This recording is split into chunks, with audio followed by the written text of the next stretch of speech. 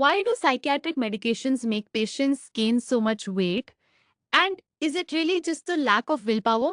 To understand this, we need to look at the three brain centers that control eating. First, what exactly is the need to eat center?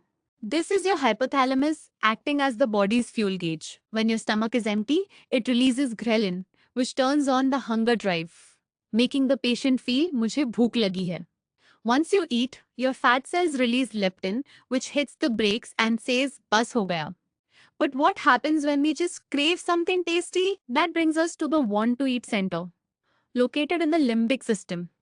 Driven by dopamine and opioids, this center seeks reward and pleasure, making you feel मुझे कुछ खाना है even if you are not physically hungry.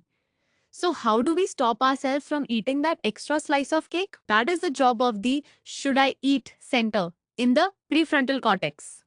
It uses glutamate and GABA to provide executive control and resist impulses. Now, the biggest question is, how do psychiatric medications disrupt this delicate balance? Drugs like olanzapine, clozapine, and mirtazapine block specific receptors like the 5-HT2C and histamine receptors. Normally, eating increases leptin, which tells the brain to stop eating.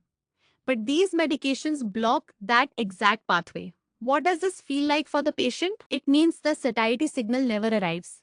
So the patient continues to feel मुझे भूख लगी है, even right after a heavy meal. How can you as a clinician manage this effectively?